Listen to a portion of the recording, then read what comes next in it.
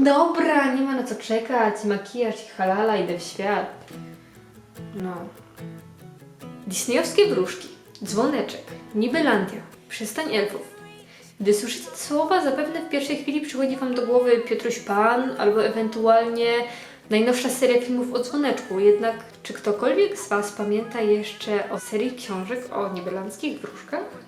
Przedstawiają one troszeczkę inny świat niż ten znany nam z serii filmów i znacznie bardziej inspirują się samym Piotrusiem Panem.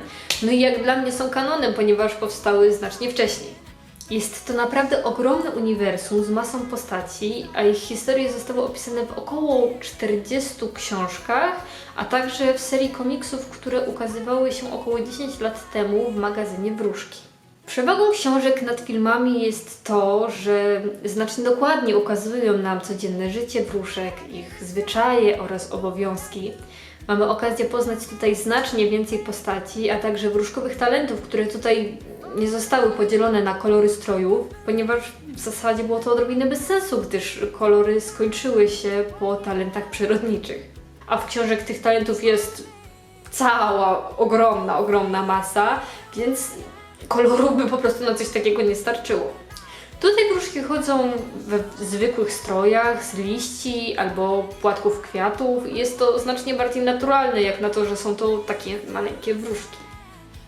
W tej serii moich filmów chciałabym Wam przybliżyć historię oraz wróżki opisane w książkach, żeby po prostu nie zostały one zapomniane, ponieważ ostatnimi czasy, kiedy z kimś rozmawiam o disneyowskich wróżkach, to wszyscy raczej znają historie opisane w filmach, a mało kto kojarzy te z książek, a wielka szkoda, ponieważ są to naprawdę cudowne historie.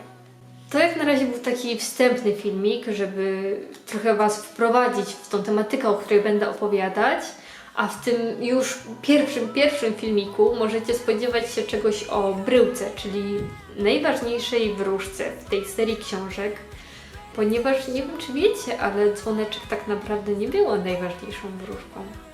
To chyba było już wszystko, co chciałam powiedzieć w tym wstępnym filmie. Więcej informacji oczywiście pojawi się w tej pierwszej części. Więc jeśli zainteresowała Was ta tematyka, to zachęcam Was do zasubskrybowania mojego kanału, no i dania łapki w górę za ten filmik. A jak na razie to wszystko. Dzięki wielkie. Cześć! Już się późno zrobiło. Gdzie jest poniedziałek? Ile Ci ostatni odcinek Gry o Tron? To ja mam tylko godzinę, żeby to nagrać. Kurde, dobra.